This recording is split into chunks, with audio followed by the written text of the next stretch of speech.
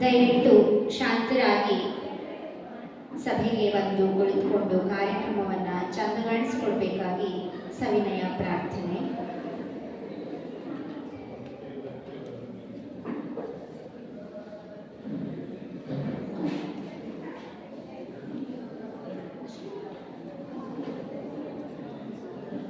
ಆದಷ್ಟು ಬೇಗ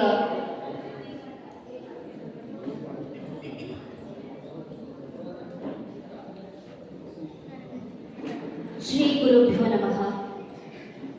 ಅಖಂಡ ಮಂಡಲಾಕಾರಂ ವ್ಯಾಪ್ತಂ ಯೇನ ಚರಾಚರಂ ತತ್ಪದಂ ದರ್ಶಿತಂ ಯೇನ ತಸ್ಮೈ ಶ್ರೀ ಗುರವೇ ನಮಃ. ಗುರುವೆಂದರೆ ಭಕ್ತಿ, ಗುರುವೆಂದರೆ ಶಕ್ತಿ, ಗುರುವೆಂದರೆ ಬಲ, ಗುರುವೆಂದರೆ ದಾರಿ. ಸದ್ಗುರುವನ್ನ ಮನಸ್ಸ ಸ್ಮರಿಸ್ತಾ, ಗುರುವಿನ ಆಶೀರ್ವಾದವನ್ನು ಬಯಸ್ತಾ, ಗುರುವಂದನ ಕಾರ್ಯಕ್ರಮದ ವೇದಿಕೆಯ ಕಾರ್ಯಕ್ರಮಕ್ಕೆ ನಾವು ಸಿದ್ಧರಾಗ್ತಾ ಇದ್ದೇವೆ. ಹಿರಿಯ ವಿದ್ವಾಂಸರು, ಖ್ಯಾತ ಬಾನ್ಸುರಿ ವಾದಕರು ಆದಂತಹ ಎಸ್ ಶಂಭುಭಟ್ರವರು ನಮ್ಮೊಟ್ಟಿಗಿದ್ದಾರೆ. ಅದೇ ರೀತಿಯಲ್ಲಿ ಶ್ರೀ ರಮೇಶ್ ಪ್ರಭು, ಕೊಂಕಣ್ ಎಜುಕೇಶನ್ ಟ್ರಸ್ಟಿನ ಉಪಾಧ್ಯಕ್ಷರಾದಂತಹ ಶ್ರೀ ರಮೇಶ್ ಪ್ರಭುರವರು ಇದ್ದಾರೆ. ಈ ಒಂದು ಸರಸ್ವತಿ ವಿದ್ಯಾಕೇಂದ್ರದ ಮುಖ್ಯಾಧ್ಯಾಪಕರಾಗಿರತಕ್ಕಂತಹ ಶ್ರೀ ಗಣೇಶ್ ಜೋಶಿ ಸಂಗೊಳ್ಳಿಯವರಿದ್ದಾರೆ. ಅದೇ ರೀತಿಯಲ್ಲಿ ಈ ಒಂದು ಸಾಧನಾ ಸಂಗೀತ ವಿದ್ಯಾಲಯವನ್ನು ನಡೆಸ್ತಾ ಇರತಕ್ಕಂತಹ ಗುರುಮಾತೆ ಶ್ರೀಮತಿ ಲಕ್ಷ್ಮೀ ಹೆಗಡೆ ಹಾಗೂ ದಂಪತಿಗಳು, ಇವರೆಲ್ಲರೂ ಕೂಡ ಗುರುವಿಗೆ ಪುಷ್ಪವನ್ನು ಸಮರ್ಪಿಸಿ ನಾದ ದೀಪವನ್ನು ಬೆಳಗಿ ವೇದಿಕೆಯನ್ನು ಅಲಂಕರಿಸಬೇಕಾಗಿ ಕೇಳಿಕೊಳ್ತಾ ಇದ್ದೇವೆ. ಶ್ರೀಮತಿ ಲಕ್ಷ್ಮೀ ಹೆಗಡೆಯವರು ಹಿರಿಯರನ್ನ ವೇದಿಕೆಗೆ ಕರೆತರಬೇಕಾಗಿ ವಿನಂತಿಸಿಕೊಳ್ಳುತ್ತಿದ್ದೇನೆ.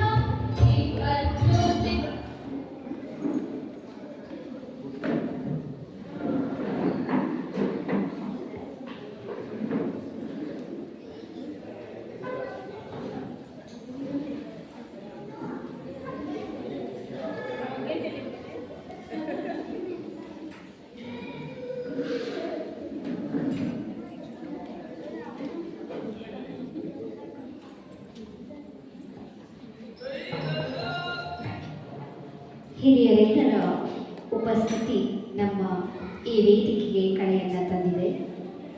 ಸರ್ವರನ್ನು ಕೂಡ ಸ್ವಾಗತಿಸಬೇಕಾಗಿ ಶಿಕ್ಷಕರಾದಂತಹ ಶ್ರೀ ಅಶೋಕ್ ಭಟ್ ಸರ್ ಅವರಲ್ಲಿ ವಿನಂತಿಸಿಕೊಳ್ತಾ ಇದ್ದೇನೆ.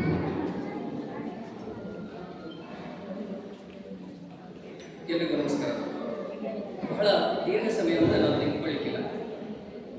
ಸುಮಾರು 20 ನಿಮಿಷಗಳ ಸಭಾ ಕಾರ್ಯಕ್ರಮ ಅಂತ ಹೇಳಿ ನಿಶ್ಚಯಿಸಿಕೊಂಡಿದ್ದಾರೆ. ಕೆಲವೊಮ್ಮೆ ಇಂಥ ಹರಿಬರಿ ಮಾಡುವಾಗ ಗೊತ್ತಿಲ್ಲ ನಮಗೆ. ನಾವು ಇವತ್ತಿನ ದಿನಗಳಲ್ಲಿ ಮಗು ದೊಡ್ಡಾಗುವಲ್ಲಿ ಪುರ್ಸೋತಿಲ್ಲ ನಮಗೆ. ನರ್ಸರಿ, ಪ್ರೀ ನರ್ಸರಿ, ಶಾಲೆಗೆ ಸೇರಿಸೋದ್ರೊಳಗೆ ಪುರ್ಸೋತಿಲ್ಲ. ಯಾಕೆ ಗೊತ್ತಿಲ್ಲ, ಈ ರೀತಿ ಹರಿಬರಿಯ ಮನಸ್ಥಿತಿಯಲ್ಲಿ ನಾವಿದ್ದೇವೆ. ಆಮೇಲೆ ಒಂದಾದ್ಮೇಲೆ ಒಂದು ಪುರ್ಸೋತಿಲ್ಲ.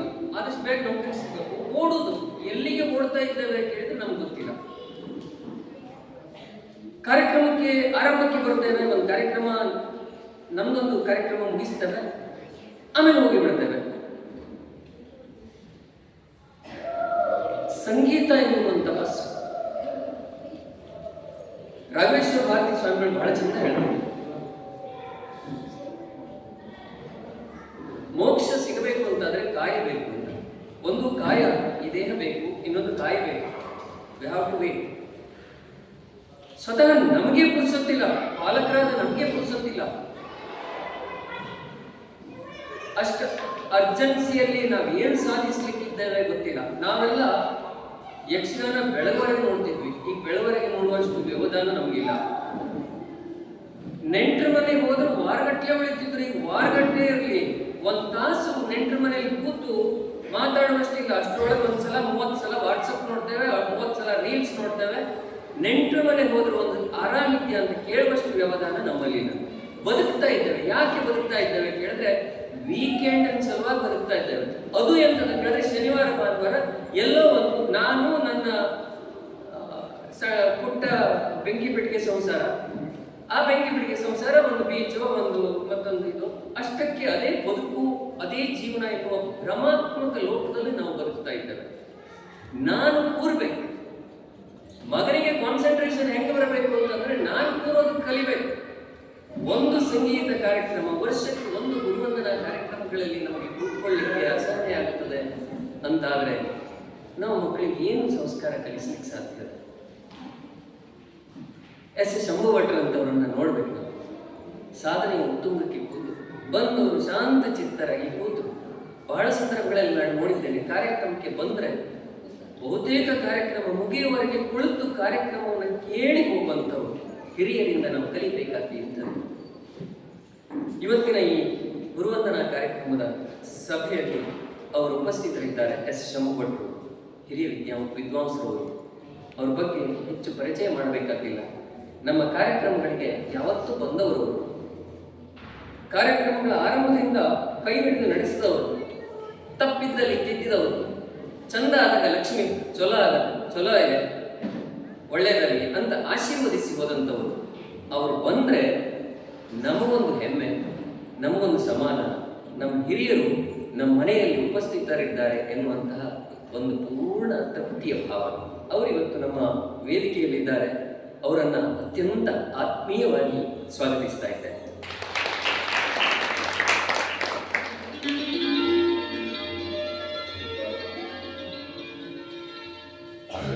ಶ್ರೀಯುತ ಸತೀಶ್ ಭಟ್ರು, ಗಿರೀಶ್ ಹೆಬ್ಬಾರ್ ಅವರು ಪುಷ್ಪ ನೀಡಿ ಸ್ವಾಗತಿಸಬೇಕಾಗಿರುತ್ತದೆ.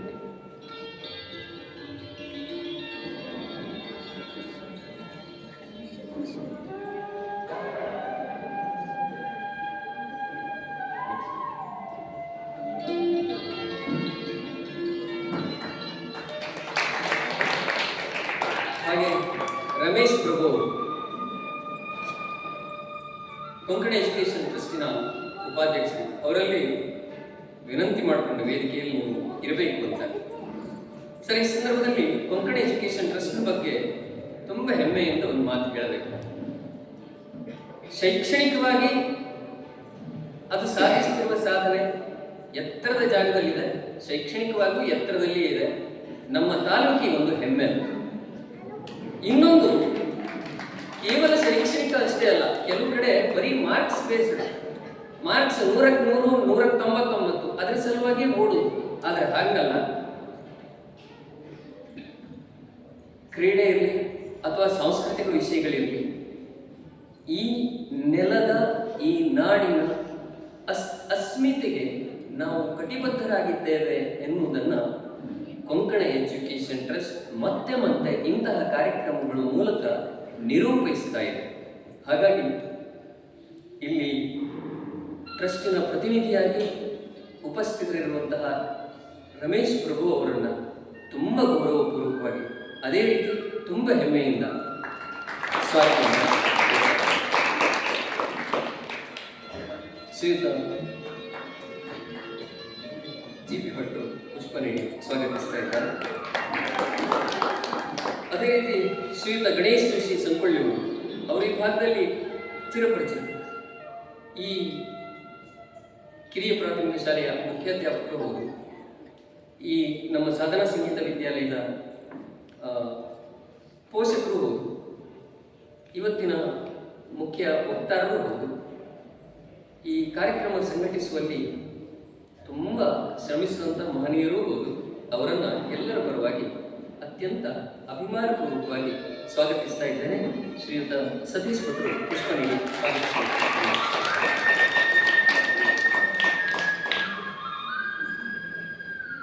ಹಾಗೆ ಶ್ರೀಯುತ ಲಕ್ಷ್ಮೀ ಹೆಗಡೆ ದಂಪತಿಗಳು.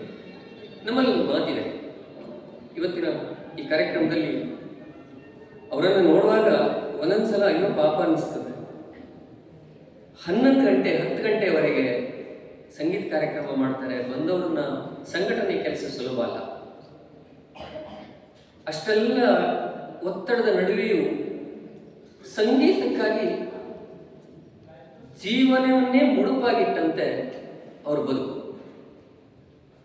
ಇವತ್ತು ಗುರುವಂದನೆ ಕಾರ್ಯಕ್ರಮ ಮಾಡಬೇಕು ಅನ್ನುವಾಗ ನನಗೆ ಅಂತಕ್ಕೆ ಅಂತ ಕೇಳಿದರು. ಗುರುವಂದನೆ ನಿಮ್ಗಲ್ಲ, ತರಣಿ ದರ್ಶನಕ್ಕಿಂತ ಕಿರಣಾನುಭವ ಸುಲಭ,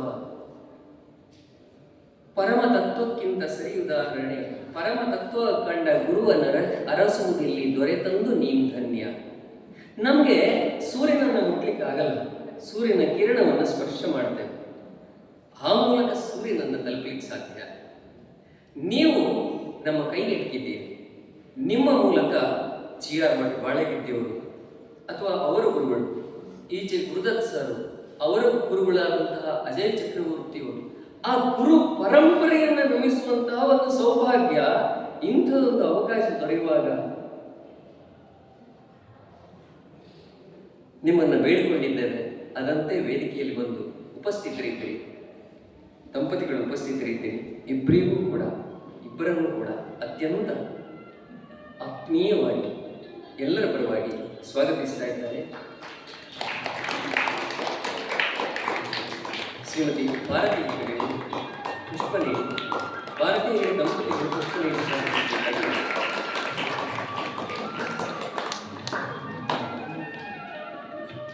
ಇಡೀ ಕಾರ್ಯಕ್ರಮದ ಚೌಕಟ್ಟು ಇಷ್ಟೇ, ಚುಟುಕಾದಂತಹ ಒಂದು ಸಭಾ ಕಾರ್ಯಕ್ರಮ. ಅದು ಮುಗಿದ ನಂತರ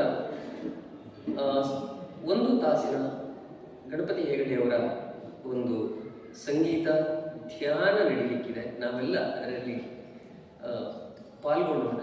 ಅದಾದ ನಂತರ ಎಲ್ಲ ಮಕ್ಕಳ ಒಂದು ಗ್ರೂಪ್ ಫೋಟೋ ನಡೀಲಿಕ್ಕಿದೆ. ಒಂದು ಪುಟ್ಟ ನೆನಪಿಗಾಗಿ ಒಂದು ಸಣ್ಣ ಪುಸ್ತಕ ಎಲ್ಲ ವಿದ್ಯಾರ್ಥಿಗೆ ಕೊಡಲಾಗ್ತದೆ. ಇಲ್ಲಿವರೆಗೆ ನೀವೆಲ್ಲ ಕಾರ್ಯಕ್ರಮದ ಯಶಸ್ಸಿಗೆ ಸಹಕಾರ ನೀಡಿದ್ದೀರಿ. ಕಾರ್ಯಕ್ರಮ ಮುಗಿಯುವವರೆಗೆ ಉಪಸ್ಥಿತರಿದ್ದು ಮತ್ತೆ ಯಾರೆಲ್ಲ ಬರುವವರಿದ್ದಾರೆ ಅವರನ್ನು ಆದಷ್ಟು ಬೇಗ ಬರುವಂತೆ ವಿನಂತಿಸಿಕೊಳ್ಳಿ. ಕಾರ್ಯಕ್ರಮದ ಯಶಸ್ಸಿಗೆ ಸಹಕರಿಸುವ ಅಂತ ಹೇಳ್ತಾ ಅವಕಾಶ ಸರ್ವರನ್ನು ಆತ್ಮೀಯವಾಗಿ ಸ್ವಾಗತಿಸಿದಂತಹ ಶ್ರೀ ಅಶೋಕ್ ಭಟ್ ಸರ್ ಅವರಿಗೆ ಧನ್ಯವಾದಗಳು. ಇದೀಗ ಹಿರಿಯರು ಸಜ್ಜನರು ಆದಂತಹ ಕೊಂಕಣ ಎಜುಕೇಷನ್ ಟ್ರಸ್ಟಿನ ಉಪಾಧ್ಯಕ್ಷರಾದಂತಹ ಶ್ರೀ ರಮೇಶ್ ಪ್ರಭು ಅವರ ಮನದಾಳದ ಮಾತಿಗಾಗಿ ಈ ಸಮಯ.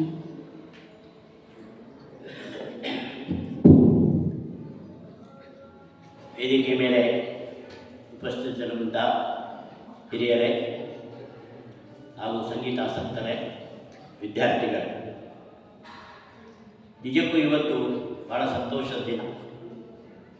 ಯಾಕಂತ ಹೇಳಿದರೆ ನಾವು ಈ ಹಾಲು ಹೊಸದಾಗಿ ನಿರ್ಮಾಣ ಮಾಡಿದ್ದೇವೆ. ನಮ್ಮ ವಿದ್ಯಾರ್ಥಿಗಳು ಎಲ್ಲರೂ ಒಟ್ಟು ಕೂತ್ಕೊಂಡು ಪ್ರಾರ್ಥನೆ ಮಾಡಬೇಕಂತ ಹೇಳಿ ಅಂತಹ ಹಾಲಿನಲ್ಲಿ ಇವತ್ತು ಪ್ರಥಮವಾಗಿ ಈ ಸಂಗೀತ ಕಾರ್ಯಕ್ರಮ ನಡೀತಾ ಇದೆ. ನಿಜಕ್ಕೂ ಅದು ಸಂತೋಷ.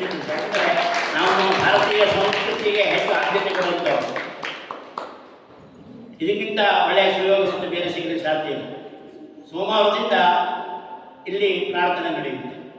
ಮಕ್ಕಳ ಪ್ರಾರ್ಥನೆ ಒಂದೇ ಮಾತಲ್ಲಿ ಇದೇ ಹಾಲ್ನಲ್ಲಿ ನಡೆಯುತ್ತೆ. ಹಾಗಾಗಿ ನಮಗೆ ನಿಜಕ್ಕೂ ತುಂಬ ಸಂತೋಷ ಅನಿಸ್ತಾ ಇದೆ. 2 ದಶಕಗಳ ಹಿಂದೆ ಪುಟ್ಟದಾಗಿ ಪ್ರಾರಂಭವಾದಂಥ ಈ ವಿದ್ಯಾಲಯ ಮನೆಯ 4 ಗೋಡೆಗಳ ಒಳಗೆ ಪ್ರಾರಂಭ ಆಗಿತ್ತು. ಇವತ್ತು ದಾಟಿ ಹೊರಗೆ ಬಂದಿದೆ. ದೊಡ್ಡ ದೊಡ್ಡ ಹಾಲ್ಗಳೇ ಬೇಕು ಕಾರ್ಯಕ್ರಮ ಮಾಡಲಿಕ್ಕೆ. ಇದಕ್ಕೆ ಕಾರಣ ಅಂತ ಹೇಳಿದರೆ ಲಕ್ಷ್ಮೀ ಹೆಗಡೆಯವರ ಶ್ರದ್ಧೆ, ಪ್ರೀತಿ ಮತ್ತು ಕಾಳಜಿ. ಒನ್ ಮ್ಯಾನ್ ಆರ್ಮಿಯವರು ಒಬ್ಬರು ಏಕಾಂಗಿಯಾಗಿ ಬಂದಂಥ ವಿದ್ಯಾರ್ಥಿಗಳಿಗೆ ನಮ್ಮ ಸರ್ವಸ್ವವನ್ನು ಪ್ರೀತಿಯಿಂದ ಧಾರೆ ಎರೆದುಕೊಂಡು, ಅದಕ್ಕಾಗಿ ಮೊಟ್ಟ ಮೊದಲಾಗಿ ನಾನು ಅವರಿಗೆ ಅಭಿನಂದನೆಯನ್ನು ಸಲ್ಲಿಸ್ತೇನೆ.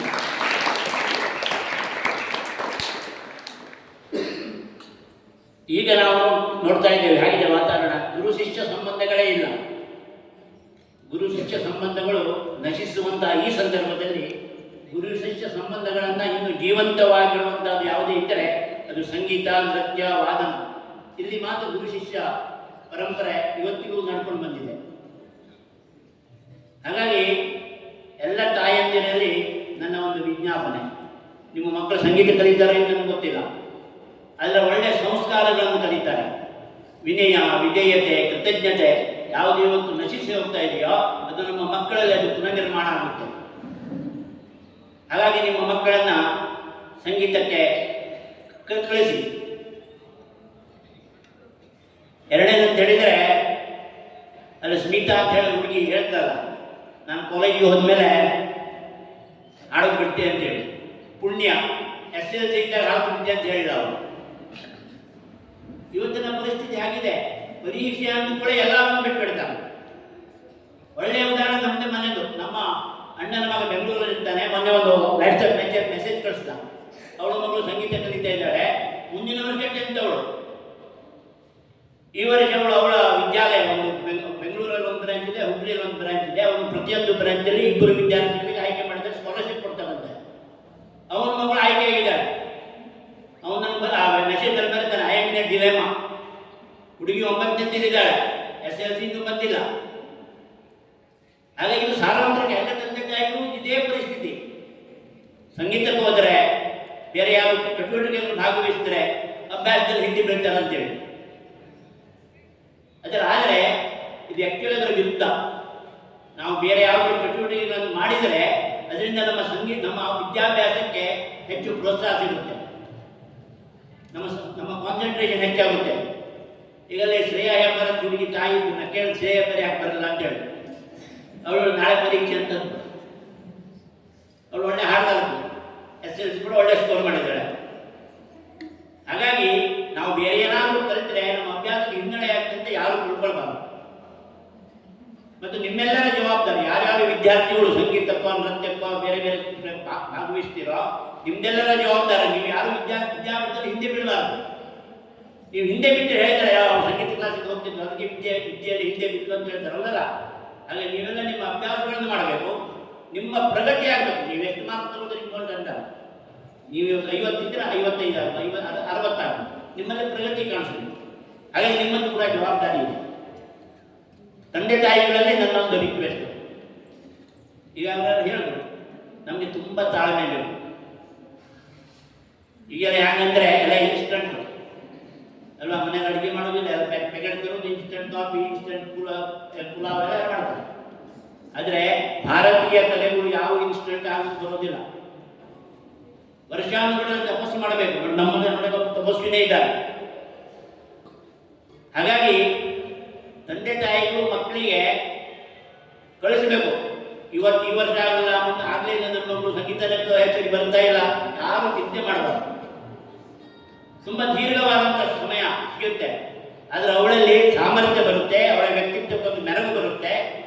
ಹಾಗಾಗಿ ಎಲ್ಲ ತಂದೆ ತಾಯಿಗಳು ತಾಳ್ಮೆಯಿಂದ ತಮ್ಮ ಮಕ್ಕಳನ್ನು ಕಳಿಸ್ಬೇಕು.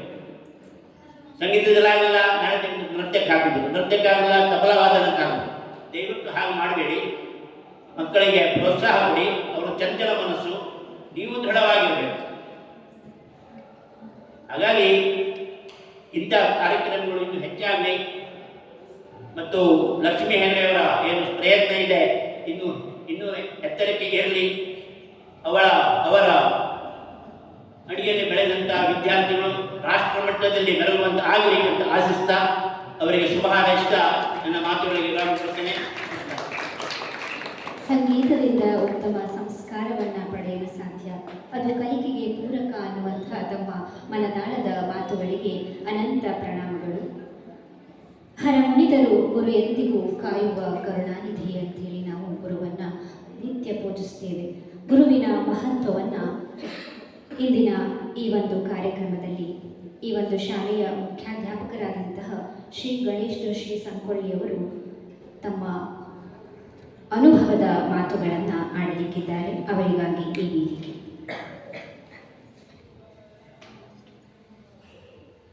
ಸಚ್ಚಿದಾನಂದ ರೂಪಾಯ ನಮೋಸ್ತು ಪರಮಾತ್ಮನೇ ಜ್ಯೋತಿರ್ಮಯ ಸ್ವರೂಪಾಯ ವಿಶ್ವಮಾಂಗಲ್ಯ ಮೂರ್ತೆ. ವಿಶ್ವಮಂಗಲ ಮೂರ್ತಿಗೆ ಹಣೆ ಮಾಡಿದು ಸ್ಥಳೀಯ ದೇವತೆಗಳಿಗೆ ನಮನವನ್ನು ಸಲ್ಲಿಸಿ, ದೇವಿ ಶಾರದೆಗೆ, ವೀಣಾಪಾಣಿಗೆ ಅಭಿವಂದಿಸಿ ನಿಮ್ಮ ಜೊತೆಗೆ ಕೆಲವು ಮಾತುಗಳು ಏನೆಲ್ಲ ಮಾತಾಡಬೇಕಿತ್ತೋ ಅದನ್ನು ಹಿರಿಯರು ಮಾತನಾಡಿದ್ದಾರೆ. ಬೆಳಿಗ್ಗೆ 9:30ರಿಂದ ಪ್ರಾರಂಭ ಆದಂಥ ಕಾರ್ಯಕ್ರಮ ತುಂಬ ಹಿಂದೆ ಇದ್ವಿ, ಈಗ ಹತ್ತಿರ ಬಂದಿದ್ದೇವೆ. ಕಾರ್ಯಕ್ರಮ ಮುಗಿಯುವವರೆಗೆ ಯಾರು ಇರ್ತಾರೋ ಯಾರಿರೋದಿಲ್ವೋ ಗೊತ್ತಿಲ್ಲ. ಪರಿಸ್ಥಿತಿ ಈ ತರ ಇರಬೇಕಿದ್ರೆ ಸಂಗೀತ ಕಲಿಸುವವರ ಮನಸ್ಥಿತಿ ಹೇಗಾಗಬಹುದು ಎನ್ನುವುದನ್ನು ಒಮ್ಮೆ ಕಲ್ಪಿಸಿಕೊಳ್ಬೇಕಾದಂತ ಅವಶ್ಯಕತೆ ಇದೆ ಎನ್ನುವುದನ್ನ ಮತ್ತೆ ಮತ್ತೆ ಒತ್ತಿ ಹೇಳ್ತಾ ಇದ್ದೀನಿ. ಶ್ರೀಮತಿ ಲಕ್ಷ್ಮೀ ಹೆಗಡೆಯವರನ್ನ ಸಹೋದರಿಯಾಗಿ ಕಳೆದ ಅನೇಕ ವರ್ಷಗಳಿಂದ ಒಡನಾಟ ಇದೆ ಅವರ ಜೊತೆಗೆ. ಅವರ ಮನೆಯಲ್ಲಿ ಯಾವ ಪರಿಸ್ಥಿತಿ ಇತ್ತು ಆ ಸಂದರ್ಭದಲ್ಲಿಯೂ ಅವರು ಸಂಗೀತ ವಿದ್ಯಾರ್ಥಿಗಳಿಗೆ ತಮ್ಮ ಸಂಗೀತದ ಜ್ಞಾನವನ್ನ ಯಾವ ರೀತಿ ಕೊಟ್ಟಿದ್ದಾರೆ ಅನ್ನೋದನ್ನು ಹತ್ತಿರದಿಂದ ಕಂಡಂತವನು ನಾನು. ಹಾಗಾಗಿ ಆ ನೆನಪುಗಳು ಬೆಳಗ್ಗೆಯಿಂದ ನನ್ನ ಮನಪಟಲದಲ್ಲಿ ಓಡ್ತಾ ಇರುವಂಥದ್ದು. ಗುರು ಅಂದ್ರೆ ಹಾಗೆ, ಗುಕಾರಸ್ತು ಅಂಧಕಾರವೈ, ಅಂಧಕಾರವನ್ನ, ಮನಸ್ಸಿನ ಅಂಧಕಾರವನ್ನ ಯಾವೆಲ್ಲರೂ ತೊಡೆದು ಹಾಕಬಲ್ಲರೋ ಅವರು ಗುರು. ಹಾಗಾಗಿ ತಾಯಿಯನ್ನ ಮೊದಲ ಗುರು ಅಂತ ಹೇಳಿ ನಾವು ಕರೆದ್ವಿ. ಗುರುವಿನ ಗುಲಾಮನಾಗುವ ತನಕ ದೊರೆಯದನ್ನ ಮುಕ್ತಿ ಅಂತ ಹೇಳಿ ಹೇಳಿದ್ರು. ಆದ್ರೆ ಆ ಎಲ್ಲ ಕಲ್ಪನೆಗಳಿಂದ ನಾವು ಹೊರ ಬರ್ತಾ ಇದ್ದೇವೆ. ರಮೇಶ್ ಪ್ರಭು ಅವರು ಹೇಳಿದಾಗೆ ವೇಗದ ಫಾಸ್ಟ್ ಫುಡ್ ಅನ್ನು ತಿಂತಾ ಇದ್ದೇವೆ, ಅದೇ ರೀತಿ ಜೀವನವನ್ನು ಫಾಸ್ಟ್ ಆಗಿ ತಗೊಂಡು ಹೋಗ್ತಾ ಇದ್ದೇವೆ. ಒಂದನ್ನು ನೆನ್ಪಿಟ್ಕೊಳ್ಳಿ, ಪಾಲಕರು ಇದ್ದೀರಿ, ವಿದ್ಯಾರ್ಥಿಗಳು ಇದ್ದೀರಿ. ಪಾಲಕರಿಗೆ ಯಾವ ಕನಸಿದೆ ಸಂಗೀತಕ್ಕೆ ಸೇರಿಸುವಾಗ ಅಂತಂದ್ರೆ, ನನ್ನ ಮಗು ವೇದಿಕೆಯಲ್ಲಿ ಹಾಡಬೇಕು, ದೊಡ್ಡ ದೊಡ್ಡ ವೇದಿಕೆಯಲ್ಲಿ ಹಾಡಬೇಕು ಒಂದು ಕನಸಿದೆ. ಶಾಲೆಗೆ ಸೇರಿಸುವಾಗ ನನ್ನ ಮಗು 625ಕ್ಕೆ 625 ಅಂಕಗಳನ್ನು ತೆಗೆದುಕೊಳ್ಬೇಕು ಹೇಳುವಂತ ಮನಸ್ಥಿತಿಯಲ್ಲಿ ಶಾಲೆಯಲ್ಲಿ ಸೇರಿಸುತ್ತೇವೆ. ಸಂಗೀತಕ್ಕೆ, ಕಲೆಗೆ ಸೇರಿಸುವಾಗ ನಮ್ಮ ಮಗು ದೊಡ್ಡ ದೊಡ್ಡ ವೇದಿಕೆಯಲ್ಲಿ ಪಾಲ್ಗೊಳ್ಬೇಕು ಎನ್ನುವಂತ ಭಾವನೆಯಿಂದ ಸಂಗೀತಕ್ಕೆ ಸೇರಿಸಿರ್ತೇವೆ. ಆದ್ರೆ ನಿಮ್ಮ ಗುರಿ ಅದು ಒಂದೇ. ಆದ್ರೆ ಸಂಗೀತವನ್ನು ಕಲಿಸುವ ಗುರುವಿಗೆ, ಕಲೆಯನ್ನು ಕಲಿಸುವ ಗುರುವಿಗೆ ಅದರ ವ್ಯಾಪ್ತಿ ಗೊತ್ತು. ಅವರು ನಿಮಗೆ ವೇದಿಕೆಯನ್ನು ಕಲ್ಪಿಸ್ತಾರೆ. ಪಾಲಕರ ಒತ್ತಾಸೆ ಏನಿದೆಯೋ ಅದು ಗುರುವಿನ ಒತ್ತಾಸೆಯೂ ಆಗಿದೆ. ಶಿಷ್ಯಾದಿಚ್ಛೇತ್ ಪರಾಜಯ, ಶಿಷ್ಯನಿಂದ ನಾನು ಪರಾಭವವನ್ನು ಅನುಭವಿಸಬೇಕು ಅಂತ ಹೇಳಿ ಅವರು ಬೇಡ್ಕೊಳ್ತಾರೆ. ಗುರುವಿನ ಮಾತು ಶಿಷ್ಯಾದಿಚ್ಛೇತ್ ಪರಾಜಯ ಅಂತ. ಆದ್ರೆ ಈಗಿನ ಕಾಲದ ಶಿಷ್ಯರು ಗುರುವನ್ನ ಸೋಲಿಸ್ತಾ ಇದ್ದಾರೆ. ಯಾವ ಕಾರಣಕ್ಕೆ ಕೇಳಿದ್ರೆ, 2 ತಿಂಗಳು ಒಂದು ಗುರುವಿನ ಹತ್ರ ಹೋಗ್ತಾರೆ, ಅವರು ಬೇಡ ಅನ್ನಿಸ್ತದೆ, ಮತ್ತಾರೋ ಚೆನ್ನಾಗಿ ಹಾಡ್ತಾರೆ ಅನ್ನಿಸ್ತದೆ, ಅವ್ರ ಹತ್ರ ಹೋಗ್ತೇವೆ, ಮತ್ತೆ ಯಾರೋ ಬೇಡ ಅನ್ನಿಸ್ತದೆ, ಮತ್ತೊಂದು ಶಾಲೆಗೆ ಹೋಗ್ತೇವೆ, ಮತ್ತೊಂದು ಕ್ಲಾಸಿಗೆ ಹೋಗ್ತೇವೆ. ಆ ಪರಿಸ್ಥಿತಿ ಬಂದಿದೆ. ನಾವೇ ನೋಡಿದ್ದೇವೆ. ನಮ್ಮ ಶೈಕ್ಷಣಿಕ ಅನುಭವದಲ್ಲಿ ನಾವು ಹೇಳೋದಾದ್ರೆ 3ನೇ ಕ್ಲಾಸ್ ವರೆಗೆ 4 ಶಾಲೆ ಬದಲಾವಣೆ ಮಾಡಿದವರನ್ನು ನಾವು ಕಂಡಿದ್ದೇವೆ. ಅದೇ ರೀತಿ ಸಂಗೀತ ಶಾಲೆಗಳನ್ನು ಬದಲಾವಣೆ ಮಾಡಿದವರನ್ನು ಕಂಡಿದ್ದೇವೆ. ಹಾಗಾಗಿ ಈ ಗುರುವಂದನಾ ಕಾರ್ಯಕ್ರಮ ಮಹತ್ವವನ್ನು ಪಡೆದುಕೊಳ್ತದೆ. ಯಾವ ಕಾರಣಕ್ಕೆ ಕೇಳಿದ್ರೆ, ಯಾರು ಗುರುವಿಗೆ ವಂದಿಸುವುದಿಲ್ವೋ, ಗುರುವಿನ ಬೆಳಕಿನಲ್ಲಿ ಯಾರು ನಡೆಯೋದಿಲ್ವೋ ಅವನು ಗುರಿಯನ್ನು ತಲುಪಲಿಕ್ಕೆ ಸಾಧ್ಯನೇ ಇಲ್ಲ ಎನ್ನುವಂತ ಮಾತನ್ನು ಸ್ಮರಿಸಿಕೊಳ್ಳುವಂತ ದಿನ ಇದು. ನಿಮ್ಗೆ ಯಾವ ವೇದಿಕೆ ಬೇಕು, ಯಾವ ವೇದಿಕೆಯಲ್ಲಿ ನಿಮ್ಮನ್ನು ಗೊಳಿಸಬೇಕು, ಯಾವ ಹಾಡುಗಳನ್ನು ಹಾಡಿಸ್ಬೇಕು, ಯಾವ ರಾಗವನ್ನು ಹಾಡಿಸ್ಬೇಕು, ತನ್ನ ನಂತರದಲ್ಲಿ ನಿಮಗೆ ಮತ್ತೆ ಹೆಚ್ಚಿನ ಶಿಕ್ಷಣ ಅಥವಾ ಬೇರೆ ಕಡೆಗೆ ನೀವು ಹೋದ್ರೆ ನಿಮಗೆ ಹೆಚ್ಚಿನ ಶಿಕ್ಷಣ ಯಾರಿಂದ ಕೊಡಿಸಬೇಕು, ಎಲ್ಲವೂ ಗುರುವಿನ ಮನಸ್ಸಿನಲ್ಲಿ ಓಡ್ತಾ ಇರ್ತದೆ. ನಿಮಗೆ ಉದಾಹರಣೆ ಲಕ್ಷ್ಮೀ ಹೆಗಡೆ ಅವರೇ, ಅಂತಾರಾಷ್ಟ್ರೀಯ ಮಟ್ಟದಲ್ಲಿ ಸಾಧನೆ ಮಾಡ್ತಾ ಇರುವಂತಹ ಶಿಷ್ಯರು ಅವರು ಶಿಷ್ಯರೇ. ಯಾರ ಹತ್ರ ಕಲಿಬೇಕು ಅನ್ನೋದನ್ನ ಮಾರ್ಗದರ್ಶನ ಮಾಡಿದವರು ಇವರೇ. ಹಾಗಾಗಿ ಒಂದನ್ನ ನಂಬಿಕೊಳ್ಳಿ, ಯಾವ ಗುರುವನ್ನ ನಂಬುತ್ತೀರಿ, ನಂಬುವುದಕ್ಕೆ ಮೊದಲು, ಗುರುವನ್ನ ಆಯ್ಕೆ ಮಾಡುವುದಕ್ಕೆ ಮೊದಲು ಗುರುವನ್ನ ಪರೀಕ್ಷಿಸಿಕೊಳ್ಳಿ. ಆದ್ರೆ ಗುರುವನ್ನ ಒಪ್ಪಿಕೊಂಡ ಮೇಲೆ ಮತ್ತೆ ಮತ್ತೆ ಪರೀಕ್ಷೆ ಮಾಡಬೇಡ್ರಿ, ಅದು ದೊಡ್ಡ ತಪ್ಪು. ವೇಗದ ಜೀವನದಲ್ಲಿ ಹೋಗ್ತಾ ಹೋಗ್ತಾ ಹೋಗ್ತಾ ಹೋಗ್ತಾ ನಾವೆಲ್ಲವನ್ನ ಮರಿತಾ ಇದ್ದೇವೆ. ನನ್ನ ಮಗು ವೇದಿಕೆಯಲ್ಲಿ ಹಾಡ್ತು, ನಾವು ವಿಡಿಯೋ ಮಾಡ್ಕೊಂಡ್ವಿ, ಮರುಕ್ಷಣ ಮತ್ತೆ ಯಾವುದು ಹಾಡುಗಳನ್ನು ಕೇಳಲಿಲ್ಲ, ನಾವು ಹೊರಟ್ವಿ. ಅದಕ್ಕೆ ಸಮಯ ಬೇಕು, ಕಾಯಬೇಕು.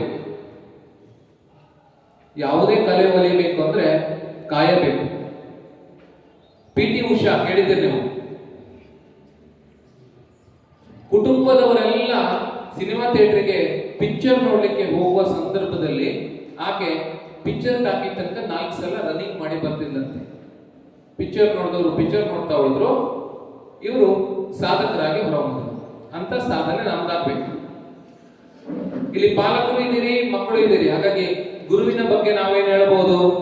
ಒಂದು ಸಣ್ಣ ಕತೆ ನೆನಪಾಗೋದು.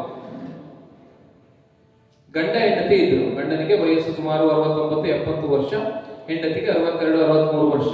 ಗಂಡನಿಗೆ ಸ್ವಲ್ಪ ದಿನದ ಹಿಂದೆ ಒಂದು ಅನುಮಾನ ಬಂತು, ನನ್ನ ಹೆಂಡತಿಗೆ ಕಿವಿ ಕೇಳಿಸೋದಿಲ್ಲ. ಫ್ಯಾಮಿಲಿ ಡಾಕ್ಟರ್ ಹತ್ರ ಹೋದ್ರಂತೆ. ಡಾಕ್ಟ್ರೇ, ನನ್ನ ಹೆಂಡತಿಗೆ ಕಿವಿ ಕೇಳಿಸೋದಿಲ್ಲ, ಆದ್ರೆ ನನಗಿಂತ ಚಿಕ್ಕ ವಯಸ್ಸು, ಅವಳಿಗೆ ಹೇಗೆ ಇದನ್ನು ಹೇಳೋದು? ಹೇಳಿದ್ರೆ ಎಲ್ಲಾದ್ರೂ ಬೇಸರ ಮಾಡ್ಕೊಂಡ್ರೆ, ಹೆಂಡತಿ ಇಷ್ಟು ವರ್ಷ ಜೊತೆಗೆ ಸಂಸಾರ ಮಾಡಿದ್ದೇವೆ, ಹೇಗೆ ಹೇಳೋದು? ಅದಕ್ಕೇನಾದ್ರೂ ಟ್ರೀಟ್ಮೆಂಟ್ ಇದೆಯೋ ಅಥವಾ ಯಾವ ರೀತಿ ಹೇಳಬೇಕು? ಡಾಕ್ಟ್ರು ಅವರ ಲೆವೆಲ್ ಅಲ್ಲಿ ಥಿಂಕ್ ಮಾಡಿದ್ರು. ಒಂದು ಕೆಲಸ ಮಾಡಿ, ಮನೆಯಿಂದ ಹೊರಗಡೆಗೆ ನಿಂತು ಯಾವ್ದಾದ್ರು ವಿಷಯವನ್ನು ನಿಮ್ಮ ಹೆಂಡತಿ ಹತ್ರ ಕೇಳಿ, ರೆಸ್ಪಾನ್ಸ್ ಏನು ಬರ್ತದೆ ನೋಡಿ. ಇಲ್ಲ ಮತ್ತು ಹತ್ತಿರಕ್ಕೆ ಹೋಗಿ ಕೇಳಿ, ರೆಸ್ಪಾನ್ಸ್ ಏನು ಬರ್ತದೆ ನೋಡಿ. ಮತ್ತು ಹತ್ತಿರಕ್ಕೆ ಹೋಗಿ ಕೇಳಿ. ಎಷ್ಟು ದೂರದವರೆಗೆ ಕಿವಿ ಕೇಳ್ತದೆ ಅನ್ನೋದನ್ನ ಪರೀಕ್ಷೆ ಮಾಡ್ಕೊಂಡು ಬಂದ್ರೆ ಆಪರೇಷನ್ ಮಾಡಬೇಕೋ ಅಥವಾ ಯಾವ್ದು ಮಷಿನ್ ಹಾಕ್ಬೇಕೋ ಅಥವಾ ಯಾವ ರೀತಿ ಟ್ರೀಟ್ಮೆಂಟ್ ಕೊಡ್ಬೇಕೋ, ಕಿವಿ ಒಳಗೆ ಇರುವಂತ ವಸ್ತುಗಳನ್ನ ಹೊರಗೆ ತೆಗಿಬೇಕು, ಅದು ನಮಗೆ ಗೊತ್ತಾಗ್ತದೆ. ಹಾಗಾಗಿ ಇದೊಂದು ಪ್ಲಾನ್ ಮಾಡಿ ಅಂತ ಡಾಕ್ಟರ್ ಹೇಳ್ಕೊಟ್ರು.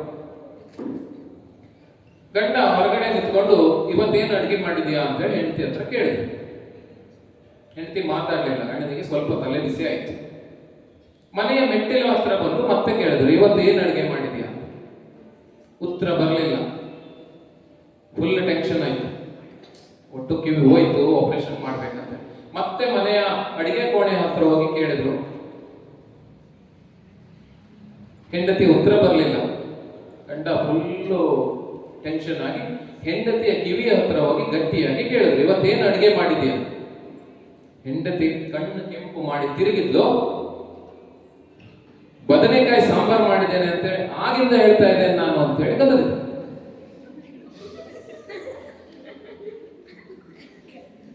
ಸಮಸ್ಯೆ ಯಾರದು?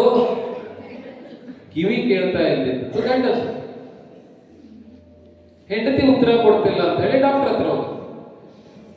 ಸಮಸ್ಯೆ ನಮ್ಮದು. ನಾವು ಶಿಕ್ಷಕರನ್ನ, ನಾವು ಸಂಗೀತ ಕಲಿಸುವಂತ ಗುರುಗಳನ್ನ ದೂಷಿಸ್ತೇವೆ. ನಿಮಗೆ ಕೊಡುವ ಸಮಯದಲ್ಲಿ ಅವರು ಸಾಧನೆ ಮಾಡಿದ್ರೆ ಅಥವಾ ನಿಮಗೆ ಕೊಡುವ ಸಮಯದಲ್ಲಿ ಅವರು ಅವರ ವೈಯಕ್ತಿಕ ಏನೋ ಒಂದು ಕೆಲಸವನ್ನು ಮಾಡಿಕೊಂಡಿದ್ರೆ ಅವರು ಎಷ್ಟು ಲಾಭ ಗಳಿಸಬಹುದಿತ್ತು. ಹಣಕ್ಕಾಗಿಯೋ ಸಂಪತ್ತಿಗಾಗಿಯೋ ಅವರು ಕಲೆಯನ್ನ ಕೊಡ್ತಾ ಇಲ್ಲ. ನಿಮಗಾಗಿ ಅವರು ಜೀವವನ್ನ ತೆಗಿತಾ ಇದ್ದಾರೆ. ಹಾಗಾಗಿ ಕಬೀರ್ ಹೇಳದ್ದು, ಗುರುವಿಗೆ ವಂದನೆ ಮೊದಲು, ನಂತರ ಗಣಪತಿಗೆ. ಗಣಪತಿ ಇದಾನೆ ಅಂತ ತೋರಿಸೋದಕ್ಕೆ ಗುರು ಬೇಕು. ಹಾಗಾಗಿ ಗುರುವಂದನಾ ಕಾರ್ಯಕ್ರಮ. ಯಾರು ಗುರುವಿಗೆ ವಂದಿಸುವುದಿಲ್ವೋ ಅವರು ಬದುಕಿನಲ್ಲಿ ಏನು ಸಾಧನೆ ಮಾಡಲಿಕ್ಕೆ ಸಾಧ್ಯ ಇಲ್ಲ. ಗುರು ವಂದನ. ಯಾವುದೇ ದಿನ ಸಂಗೀತ ಕ್ಲಾಸಿಗೆ ಹೋಗ್ತೀರಿ, ಗುರುಗಳಿಗೆ ನಮಸ್ಕಾರ ಮಾಡಿ ಕೂತ್ಕೊಳ್ರಿ. ನಾವು ಯಾಕೆ ನಮಸ್ಕಾರ ಮಾಡಬೇಕು? ಗುರುವೇ ನಮಃ. ಬದಲಾಯಿಸ್ಬಿಟ್ವಿ, ಗುರುವೇ ನಮಃ. ನಾವು ಕಲ್ತಿದ್ದೇವೆ ಅಂತ ನಮ್ಮೊಳಗಿನ ನಾನು ಎನ್ನುವುದನ್ನು ತೆಗೆದು ಸಮಾಜದಲ್ಲಿ ನಾನೇನು ಅನ್ನೋದನ್ನ ಅರಿತುಕೊಳ್ಳಿಕ್ಕೆ ಬೇಕಾಗುವವನು ಗುರು. ಅಂತಹ ಗುರುವಿಗೆ ನಮನಗಳನ್ನು ಸಲ್ಲಿಸಬೇಕು. ಹಾಗಾಗಿ ಗುರು ವಂದನಾ ಕಾರ್ಯಕ್ರಮ ಅದಕ್ಕಾಗಿ ಇರೋದು. ಬೆಂಗಳೂರಿನಲ್ಲಿ ಇದ್ದವರು ಬಂದಿದ್ದೀರಿ, ಬೇರೆ ಬೇರೆ ಕಡೆಗಳಲ್ಲಿ ಇದ್ದವರು ಬಂದಿದ್ದೀರಿ. ಬೆಳಿಗ್ಗೆಯಿಂದ ಸಂಜೆ ತನಕ ಕಾರ್ಯಕ್ರಮ. ಒಂದು ರವಿವಾರ, ನಾಳೆ ಶಾಲೆಗೆ ಹೋಗ್ಬೇಕು, ಮತ್ತೆ ನಾಳೆಯ ರುಟೀನ್ಗಳು ಪ್ರಾರಂಭ ಆಗ್ತದೆ. ಬೇರೆ ಬೇರೆ ಉದ್ಯೋಗದಲ್ಲಿದ್ದೀರಿ, ಬೇರೆ ಬೇರೆ ಕೆಲಸದ ಒತ್ತಡದಲ್ಲಿದ್ದೀರಿ. ಬೆಳಗ್ಗೆಯಿಂದ ಸಂಜೆ ತನಕ ಹಿಂಸೆಯಿಂದ ಕೂತ್ಕೊಂಡಿದ್ದೀರಿ. ಅಂಥದ್ದೆಲ್ಲ ಇದ್ರೆ ಇಂದಿನಿಂದ ನೀವು ಕಾಯವನ್ನ ಅರ್ಪಿಸದೆ ಯಾವುದೂ ಕಾಯಕಗಳು ನಡೆಯುವುದಿಲ್ಲ. ಕಾಯವನ್ನು ಅರ್ಪಿಸದೆ ಗುರು ನಿಮಗೆ ಒಲಿಯೋದಿಲ್ಲ. ಕೆಲವೊಂದಿಷ್ಟು ಹಿಂಸೆಯನ್ನ ಸಹಿಸಿಕೊಳ್ಳದೆ ಇದ್ರೆ ನಾವು ಗುರುವಾಗಲಿಕ್ಕೆ ಸಾಧ್ಯ ಇಲ್ಲ. ಗುರುವಿಗೆ ಎಷ್ಟು ಹಿಂಸೆ ಇದೆ ಅನ್ನೋದು ಗುರುಗಳೇ ಬಲ್ಲರು. ಬಹುಶಃ ಶಂಭು ಭಟ್ರ ಜೊತೆ ನೀವು ಮಾತಾಡಿದ್ರೆ ಅವರ ಅನುಭವದಲ್ಲಿ ಅವರು ಕಣ್ಣೀರು ಹಾಕುವಂತ ಘಟನೆಗಳಿರ್ಬೋದು. ವೇದಿಕೆ ಮೇಲೆ ಬಂದು ಸಂಗೀತ ಹಾಡಿ ಎಲ್ಲರಿಂದ ಚಪ್ಪಾಳೆ ಗಳಿಸುವಂತ ಎಷ್ಟೋ ವಿದ್ಯಾರ್ಥಿಗಳು ಗುರುವಿನ ಹೆಸರು ಹೇಳಲಿಕ್ಕೆ ಮರೆತಿರ್ತಾರೆ. ಗುರುಗಳು ಅದೇ ವೇದಿಕೆಯಲ್ಲಿದ್ರೆ ಹೋಗಿ ಪಾದಸ್ಪರ್ಶ ಮಾಡಿ ನಮಸ್ಕಾರ ಮಾಡೋದಿಲ್ಲ. ಇಂತಹ ಪರಿಸ್ಥಿತಿಯಲ್ಲಿ ನಾವಿದ್ದೇವೆ. ನಾನು ಎನ್ನುವುದು ನಮ್ಮ ತಲೆಗೆ ಹತ್ತಿರ್ತದೆ. ಅಂತ ಸಂದರ್ಭದಲ್ಲಿ ಕೆಲವೇ ದಿನಗಳಲ್ಲಿ ನಾನು ಅಲ್ಲ, ನಮ್ಮೊಳಗಿನ ಅಹಂಕಾರ ಅಷ್ಟೇ ಅಲ್ಲ, ಸಂಪೂರ್ಣ ನಾವು ನೆಲಸಮ ಆಗ್ತೇವೆ. ಹಾಗಾಗಿ ಗುರು ವಂದನೆ ಅತ್ಯಂತ ಅವಶ್ಯವಾದದ್ದು. ನಿಮಗಾಗಿ ಅವರು ಜೀವನವನ್ನ ತೆಯ್ತಾ ಇದ್ದಾರೆ. ಅಂತಹ ಗುರುವಿಗೆ ನಾವು ನಮನಗಳನ್ನು ಸಲ್ಲಿಸಬೇಕು. ಕಥೆಯ ಮೂಲಕ ನಾವು ಕಲ್ತುಕೊಂಡದ್ದೇನು ಕೇಳಿದ್ರೆ, ನಮ್ಮ ತಪ್ಪನ್ನು ನಾವು ಅರಿತುಕೊಳ್ಬೇಕು, ನಾವು ತಿದ್ದುಕೊಳ್ಬೇಕು. ಇಲ್ದಿದ್ರೆ ನಾವು ಶಿಕ್ಷಣ ಪಡೆದವರಾಗ್ತೇವೆ, ಸಂಸ್ಕಾರ ಪಡೆದವರಾಗೋದಿಲ್ಲ. ಸಂಸ್ಕಾರಕ್ಕೆ ದಾರಿ ಯಾವುದು ಕೇಳಿದ್ರೆ ಸಂಗೀತ, ವೇದದಿಂದ ಪ್ರದತ್ತವಾದದ್ದು. ಅಂತ ಸಂಗೀತದ ಸುಳಿಯನ್ನು ನಿಮಗೆ ದಾರಿ ಎರಿತಾ ಇದ್ದಾರೆ. ದಾರಿ ಎರಿಲಿಕ್ಕೆ ಗುರುವಿನ ಒಳಗೆ ತುಂಬಿಕೊಳ್ಳುವಂತ ಕಾರ್ಯ ನಡೀತಾ ಇರಬೇಕು. ಆ ಕಾರ್ಯವನ್ನು ಅವರು ಮಾಡ್ಕೊಳ್ತಾ ಇದ್ದಾರೆ. ನಿಮ್ಮೆಲ್ಲರಿಗೆ ಎಷ್ಟು ಸಮಯ ನೀಡ್ತಾ ಇದ್ದಾರಲ್ಲ, ಅಷ್ಟೇ ಸಮಯವನ್ನ ಅವರ ಕಲಿಕೆಗೂ ಅವರು ಮತ್ತೆ ಹಾಕ್ತಾ ಇದ್ದಾರೆ. ದಿನಕ್ಕೆ 24 ಗಂಟೆಯೋ ಅಥವಾ ಅದಕ್ಕಿಂತ ಹೆಚ್ಚಿದೆಯೋ ಅವರಿಗೆ ಗೊತ್ತಿಲ್ಲ. ಆ ಮಟ್ಟಿಗೆ ಅವರು ಪ್ರಯತ್ನವನ್ನ ಮಾಡ್ತಾ ಇದ್ದಾರೆ. ಹಾಗಾಗಿ ಇಂತಹ ಗುರು ಸಿಗುವುದು ನಿಮ್ಮೆಲ್ಲರ ಸೌಭಾಗ್ಯ. ಇಂದು ಮನಸ್ಸಿನಲ್ಲಿ ದೃಢವಾದಂತ ಸಂಕಲ್ಪ ಮಾಡಿ ಈ ಗುರುವಂದನೆಯಿಂದ, ಈ ಗುರುವಂದನಾ ಕಾರ್ಯಕ್ರಮದಿಂದ ಮನಸ್ಸಿನಲ್ಲಿ ಗುರುವನ್ನ ಸ್ಮರಿಸಿಕೊಳ್ತೇನೆ. ದೇವರನ್ನ ಎಲ್ಲಿ ಮನಸ್ಸಿನಲ್ಲಿ ಇಟ್ಟುಕೊಂಡಿದ್ದೇನೋ ಅದೇ ಸ್ಥಾನದಲ್ಲಿ ಗುರುವನ್ನು ಇಟ್ಟುಕೊಳ್ತೇನೆ. ಗುರುವಿಗೆ ನಮಸ್ಕರಿಸ್ತೇನೆ. ಜೊತೆಗೆ ಗುರು ತೋರಿದ ದಾರಿಯಲ್ಲಿ, ಆ ಬೆಳಕಿನಲ್ಲಿ ನಾನು ಸಾಕ್ತೇನೆ ಎನ್ನುವಂತ ಸಂಕಲ್ಪ ಮಾಡಿ ಹೋದ್ರೆ ಮಾತ್ರ ಶಿಕ್ಷಣದ ಜೊತೆಗೆ ಸಂಸ್ಕಾರ ಬರ್ತದೆ.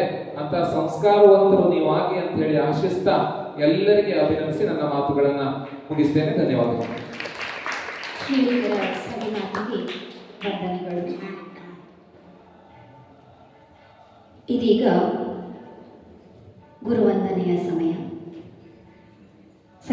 ಸಾಧನಾ ಸಂಗೀತ ವಿದ್ಯಾಲಯದ ಗುರುಮಾತೆಯಾದಂತಹ ಶ್ರೀಮತಿ ಲಕ್ಷ್ಮೀ ಹೆಗಡೆ ಹಾಗೂ ದಂಪತಿಗಳಿಗೆ ಗೌರವವನ್ನು ಸಮರ್ಪಿಸೋಣ ಅಂತೇಳಿ ಈ ಸಂದರ್ಭದಲ್ಲಿ ಕೇಳಿಕೊಳ್ತಾ ಇದ್ದೇನೆ. ಪಾಲಕರು ಮತ್ತು ಹಿರಿಯ ವಿದ್ಯಾರ್ಥಿಗಳು ವೇದಿಕೆಗೆ ಆಗಮಿಸಿ ಗುರುಗಳನ್ನು ಪ್ರೀತಿಯಿಂದ ಗೌರವಿಸಬೇಕಾಗಿ ಕೇಳಿಕೊಳ್ತಾ ಇದ್ದೇನೆ.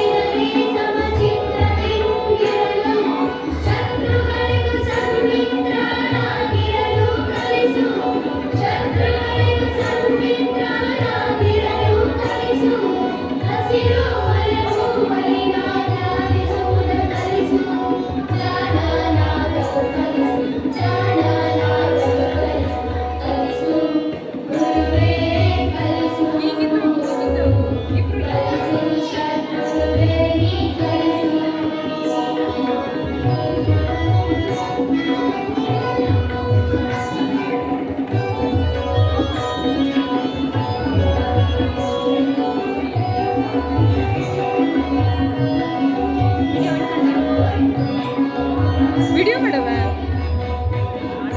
ವಿಡಿಯೋ ಮಾಡುತ್ತೆ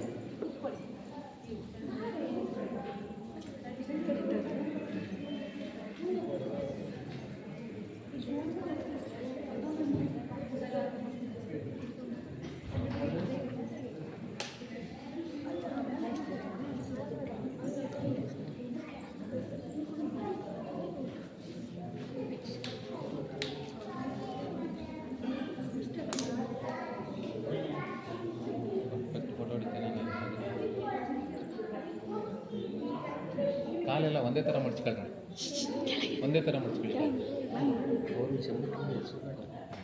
ಮೇಲ್ ಮಾಡ್ಕೊಳ್ಳಿ, ಮೇಲ್ ಮಾಡಿ. ಹಂಗೆ ಇಟ್ಕೊಳ್ಳಿ.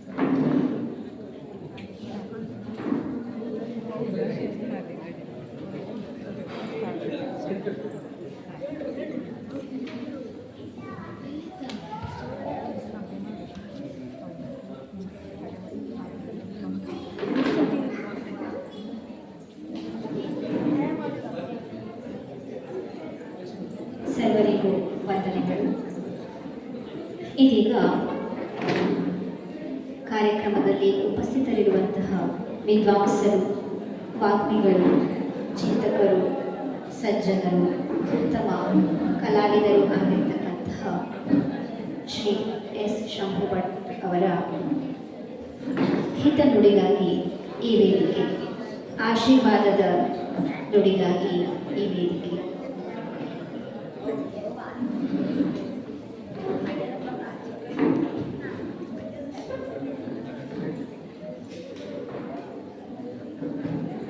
ಎಲ್ಲರೂ ಕೂಡ ಶಾಂತವಾಗಿ ಗುರುಗಳ ಮಾತನ್ನ ಕೇಳಬೇಕಾಗಿ ಸವಿನಯ ಪ್ರಾರ್ಥನೆ.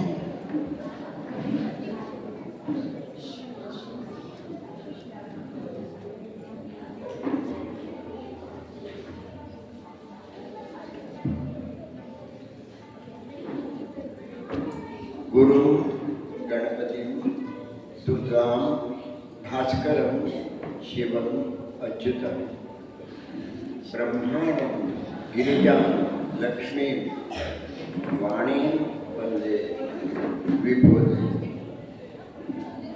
वाणी वंदे विभूति नम्मेಲ್ಲರ ಪ್ರಕಾಶಕ್ಕೆ,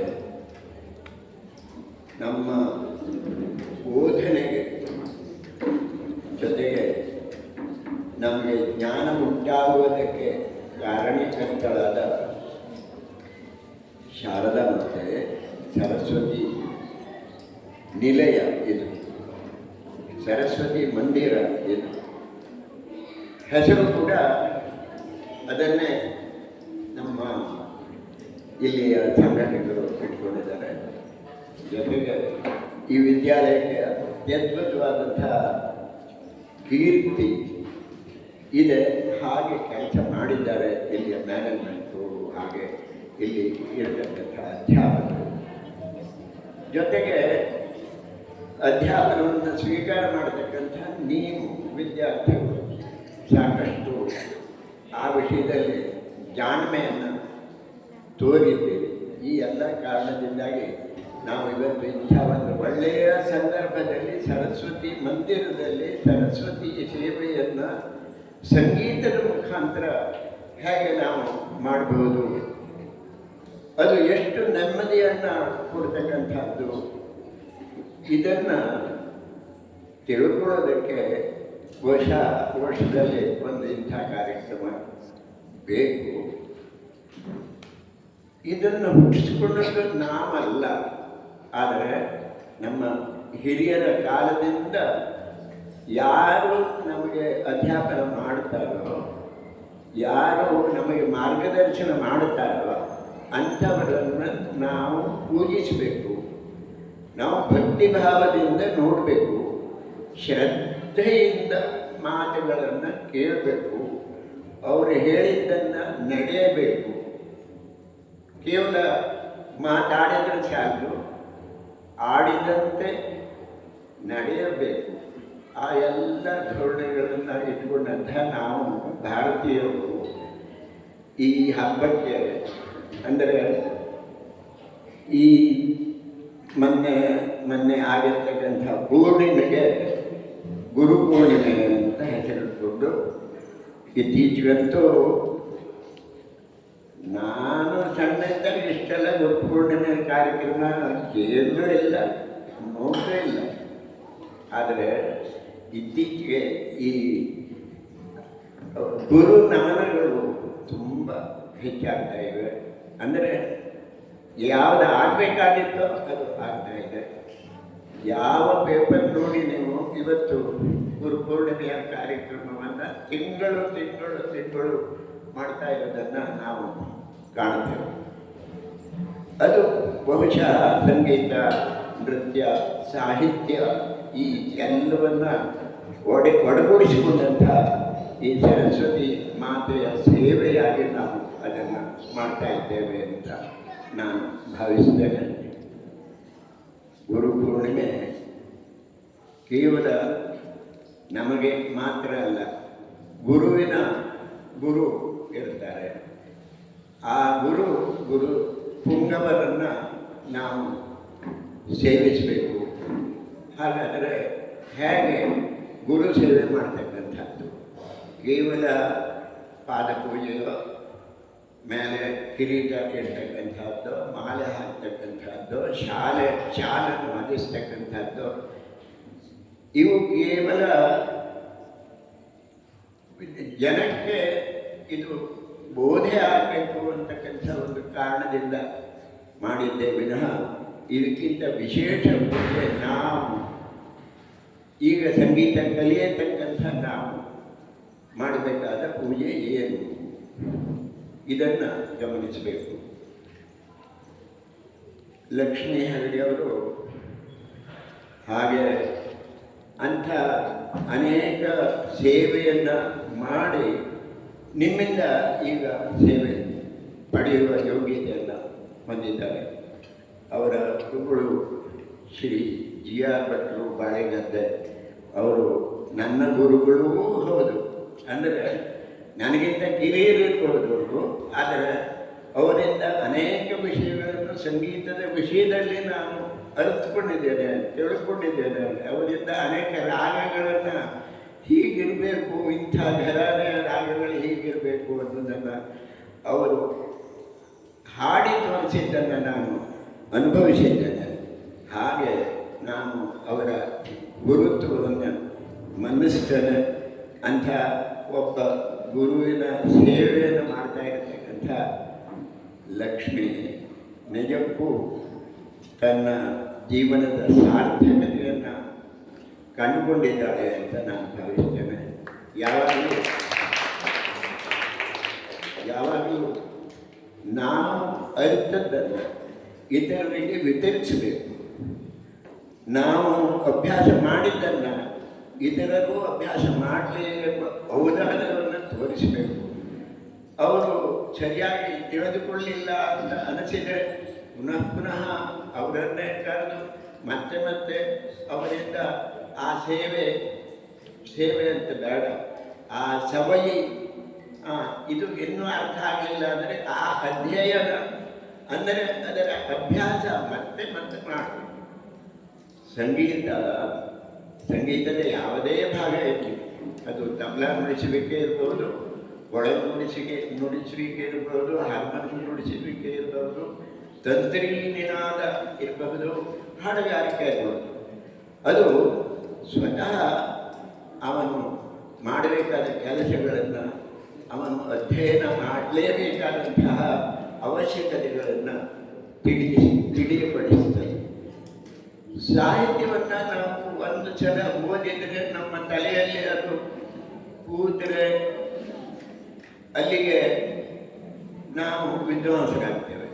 ಆದರೆ ಸಂಗೀತ ಒಂದು ದಿನ ನೀವು ಹಾಡದೇ ಇದ್ದರೆ 3 ದಿನ ಹಿಂದೆ ಹೋಗ್ತೀವಿ.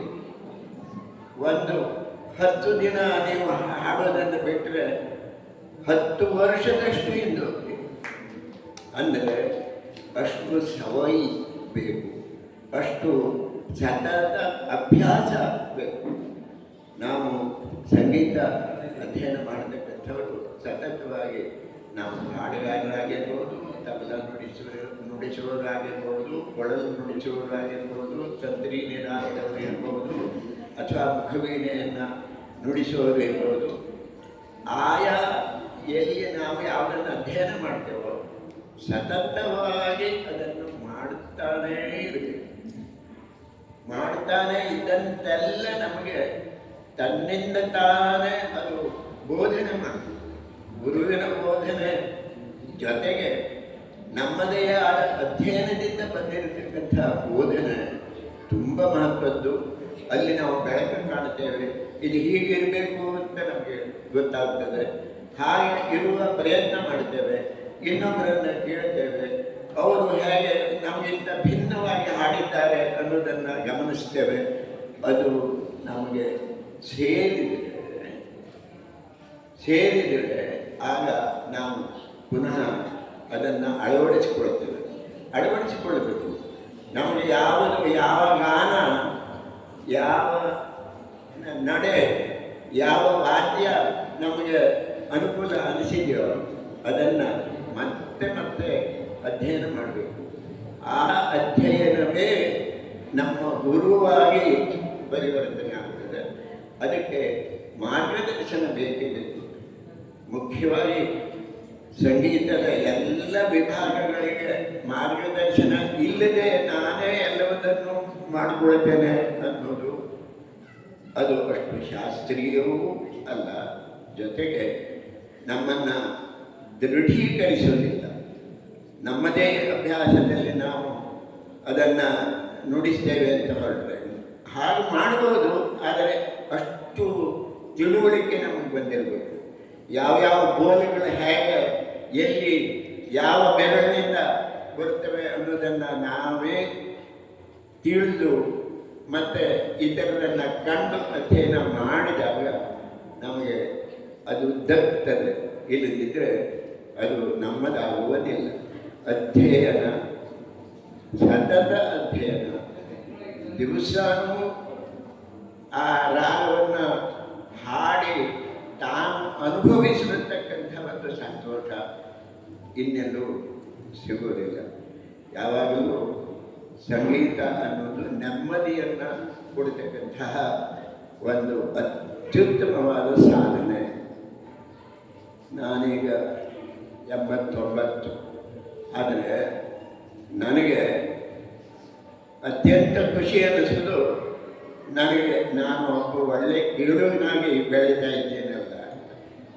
ನಾನು ಕಿರುಡಲಿಕ್ಕೆ ಪ್ರಾರಂಭ ಮಾಡಿದ ಸಾಕ್ಷಾತ್ ತಪಸ್ವಿಗಳು ತಪಸ್ಸಿಗೆ ಕೂತಷ್ಟು ಗಟ್ಟಿಯಾಗಿ ನಾನು ಕೂತ್ಕೊಂಡಿರ್ತೇನೆ. ನಾನು ಅನ್ನೋದು ನಾ ಮಾತ್ರ ಅಲ್ಲ, ನೀವು ಕೂಡ ಹೇಗೆ ನೀವು ಅದರಲ್ಲಿ ತಲ್ಲೀನಗೊಂಡ್ರೆ, ನೀವು ಅಲ್ಲಿ ನಿಮ್ಮನ್ನು ನೀವು ತೊಡಗಿಸಿಕೊಂಡ್ರೆ ಮತ್ತೆಲ್ಲ ಮತ್ತೊಂದಲ್ಲ. ಆ ದಿನ ಪೆಟ್ಟು ತಿಂದದ್ದು ಅಪ್ಪನಂತ ಪೆಟ್ಟು ತಿಂದದ್ದು ಅದು ನೆನಪಿರೋದಿಲ್ಲ, ಅಥವಾ ಇನ್ನೇನು ಕೆಟ್ಟ ಘಟನೆ ಆದದ್ದು ನೆನಪಿರೋದಿಲ್ಲ.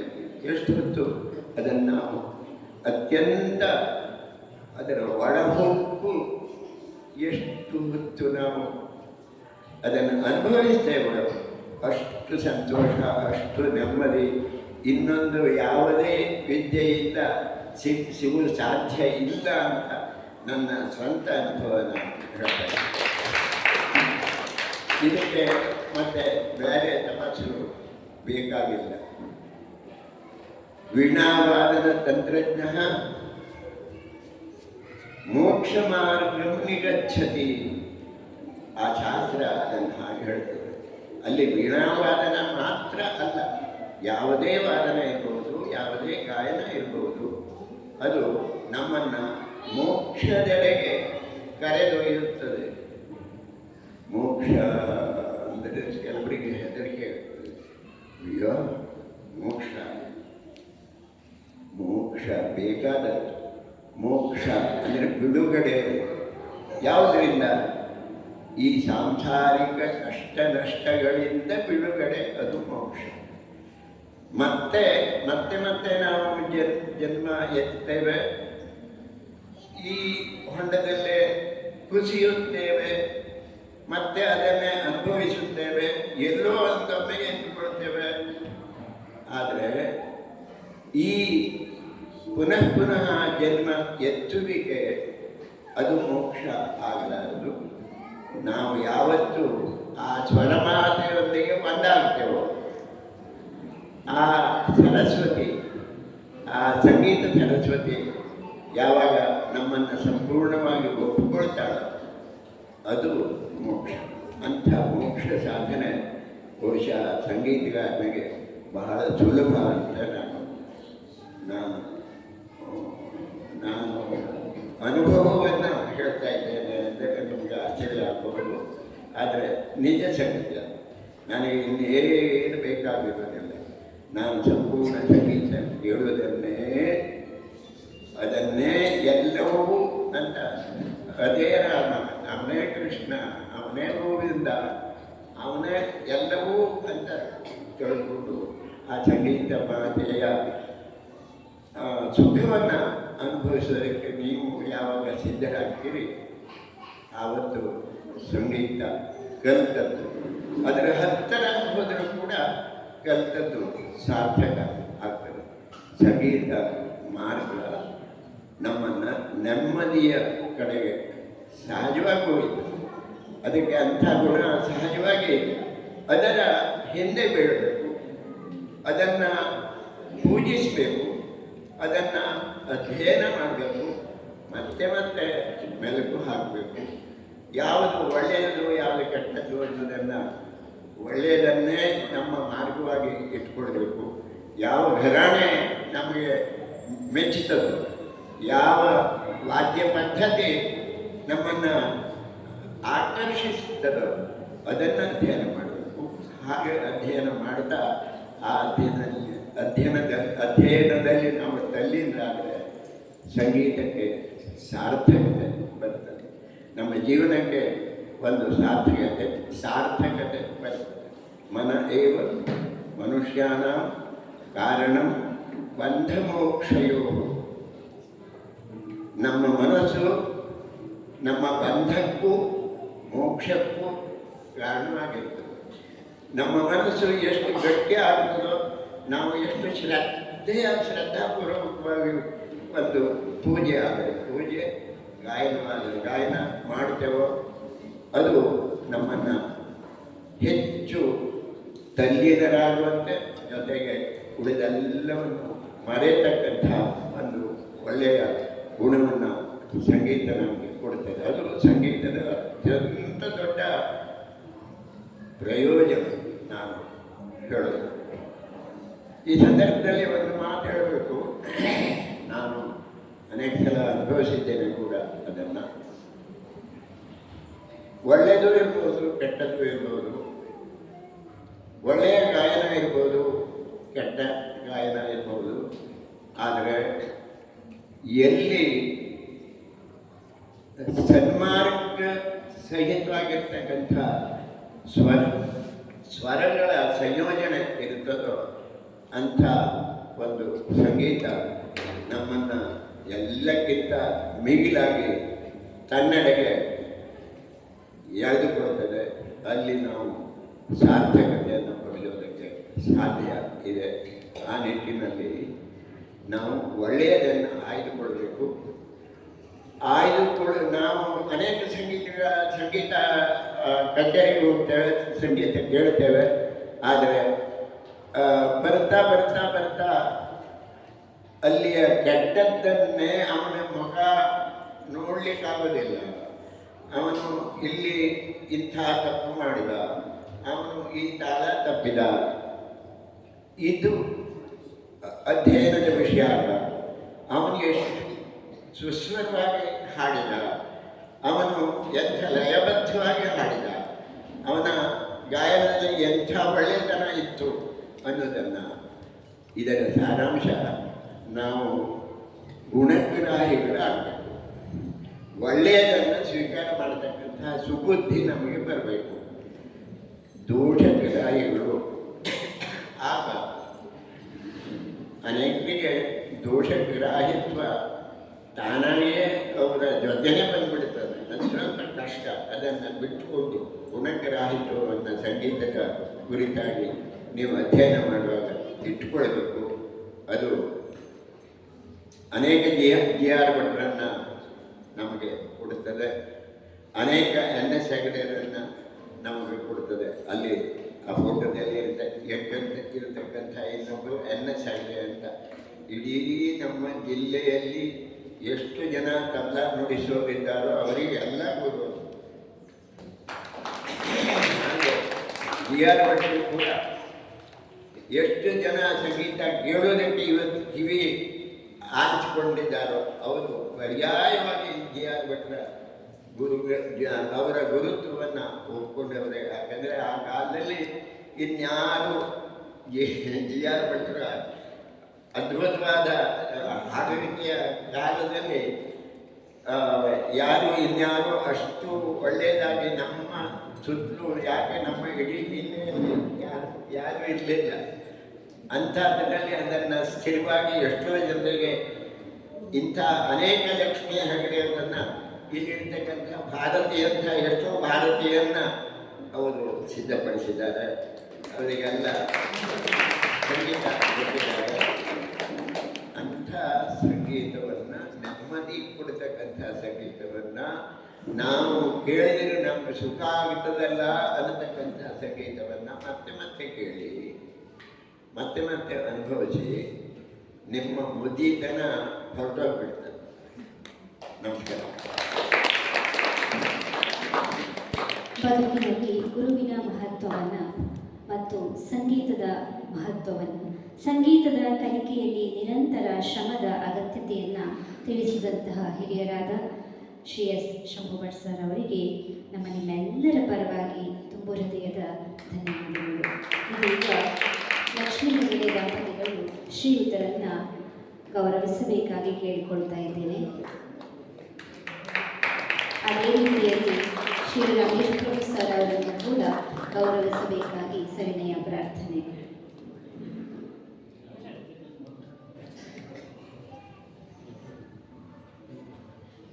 ಈ ಒಂದು ಸುಂದರ ವೇದಿಕೆ ನಿಮ್ಮಿಂದ ಶ್ರೀಮಂತಗೊಂಡಿದೆ, ಕಳೆಕಟ್ಟಿದೆ. ನಿಮ್ಮ ಅತ್ಯಮೂಲ್ಯ ಸಮಯವನ್ನು ನಮಗಾಗಿ ಮೀಸಲಿಟ್ಟಂತಹ ತಮಗೆ ಅನಂತ ವಂದನೆಗಳು. ಈ ಒಂದು ಕಾರ್ಯಕ್ರಮದಲ್ಲಿ 89 ವರ್ಷ ಅಂತಂದರು. ಈ ಇಳಿ ವಯಸ್ಸಿನಲ್ಲಿಯೂ ಕೂಡ ನಮ್ಮೊಂದಿಗೆ ಉಪಸ್ಥಿತರಿದ್ದು ಹಿತವಚನಗಳನ್ನಾಡಿ ಪ್ರೋತ್ಸಾಹವನ್ನು ನೀಡಿದಂತಹ ಎಸ್ ಶಂಭುಭಟ್ ಸರ್ ಅವರಿಗೆ ನಮ್ಮ ನಿಮ್ಮೆಲ್ಲರ ಪರವಾಗಿ ತುಂಬು ಹೃದಯದ ಧನ್ಯವಾದಗಳನ್ನು ಸಮರ್ಪಿಸ್ತಾ ಇದ್ದೇನೆ. ಸರ್, ನಿಮ್ಮ ಆಶೀರ್ವಾದ ನಮ್ಮ ಮೇಲಿರಲಿ. ಅದೇ ರೀತಿಯಲ್ಲಿ ಈ ಒಂದು ಎಜುಕೇಷನ್ ಟ್ರಸ್ಟಿನ ಹಿರಿಯರಾದಂತಹ ರಮೇಶ್ ಪ್ರಭು ಸರ್ ಅವರಿಗೂ ಕೂಡ ನಮ್ಮ ನಿಮ್ಮೆಲ್ಲರ ಪರವಾಗಿ ತುಂಬು ಹೃದಯದ ಧನ್ಯವಾದಗಳನ್ನು ಅರ್ಪಿಸ್ತಾ ಇದ್ದೇನೆ. ಈ ಒಂದು ಸುಂದರ ವಿದ್ಯಾಲಯದಲ್ಲಿ ಕಾರ್ಯಕ್ರಮಕ್ಕೆ ಅನುವು ಮಾಡಿಕೊಟ್ಟು, ಸ್ಥಳಾವಕಾಶವನ್ನು ಕೊಟ್ಟು, ಸುಸಜ್ಜಿತವಾಗಿ ಎಲ್ಲ ಒಂದು ವ್ಯವಸ್ಥೆಯನ್ನು ಮಾಡಿಕೊಟ್ಟು, ಗುರುವಿನ ಮಹತ್ವದ ಕುರಿತು ಮಾತನಾಡಿದಂತಹ ಈ ಶಾಲೆಯ ಮುಖ್ಯಾಧ್ಯಾಪಕರಾದಂತಹ ಶ್ರೀ ಗಣೇಶ್ ಜೋಶಿ ಸಂಗೊಳ್ಳಿ ಸರ್ ಅವರಿಗೆ ನಮ್ಮ ನಿಮ್ಮೆಲ್ಲರ ಪರವಾಗಿ ತುಂಬು ಹೃದಯದ ಧನ್ಯವಾದಗಳು. ಅದೇ ರೀತಿಯಲ್ಲಿ ಮಕ್ಕಳನ್ನು ಅತ್ಯುತ್ತಮವಾಗಿ ತರಬೇತುಗೊಳಿಸಿ ಈ ಒಂದು ಕಾರ್ಯಕ್ರಮಕ್ಕೆ ಸಿದ್ಧತೆಯನ್ನು ನಡೆಸಿ ಉತ್ತಮ ಕಾರ್ಯಕ್ರಮವನ್ನು ನಡೆಸಿಕೊಟ್ಟಂತಹ ಲಕ್ಷ್ಮೀ ಹೆಗಡೆ ದಂಪತಿಗಳಿಗೂ ಕೂಡ ನಮ್ಮ ನಿಮ್ಮೆಲ್ಲರ ಪರವಾಗಿ ತುಂಬು ಹೃದಯದ ಧನ್ಯವಾದಗಳನ್ನು ಸಮರ್ಪಿಸ್ತಾ ಈ ಒಂದು ಗುರುವಂದನಾ ಸಭಾ ಕಾರ್ಯಕ್ರಮವನ್ನು ಇಲ್ಲಿಗೆ ಸಂಪನ್ನಗೊಳಿಸ್ತಾ ಇದ್ದೇವೆ. ನಮ್ಮ ಮುಂದಿನ ಒಂದು ಕಾರ್ಯಕ್ರಮ ಸಂಗೀತದ ಗಾಯನ ಕಾರ್ಯಕ್ರಮ ನಡೆಯಲಿಕ್ಕಿದೆ. ಇದೇ ರೀತಿಯಲ್ಲಿ ಎಲ್ಲ ಪಾಲಕರು ಮತ್ತು ವಿದ್ಯಾರ್ಥಿಗಳು ಶಾಂತಚಿತ್ತರಾಗಿ ಸಹಕರಿಸಬೇಕಾಗಿ ಕೇಳಿಕೊಳ್ತಾ ಇದ್ದೇನೆ. ಆಮಂತ್ರಿತ ಕಲಾವಿದರಾಗಿ ಆಗಮಿಸಿದಂತಹ ಶ್ರೀ ಗಣಪತಿ ಹೆಗಡೆ ಯಲ್ಲಾಪುರ, ಶ್ರೀ NG ಹೆಗಡೆ ಕಪ್ಪೆಗೆರೆ ಹಾಗೂ ಶ್ರೀ ಹರಿಶ್ಚಂದ್ರ ನಾಯ್ಕ್ ಇಡಗುಂಜಿ ಇವರನ್ನು ಆತ್ಮೀಯವಾಗಿ ವೇದಿಕೆಗೆ ಸ್ವಾಗತಿಸ್ತಾ ಇದ್ದೇನೆ. ಇದೀಗ ಆಮಂತ್ರಿತ ಕಲಾವಿದರಿಂದ ಗಾಯನ ಕಾರ್ಯಕ್ರಮ ನಡೆಯಲಿಕ್ಕಿದೆ. ಕಲಾವಿದರನ್ನು ಆತ್ಮೀಯವಾಗಿ ವೇದಿಕೆಗೆ ಬರಮಾಡಿಕೊಳ್ಳಬೇಕಾಗಿ ಶ್ರೀಮತಿ ಲಕ್ಷ್ಮೀ ಹೆಗಡೆಯವರಲ್ಲಿ ಕೇಳಿಕೊಳ್ತಾ ಇದ್ದೇನೆ.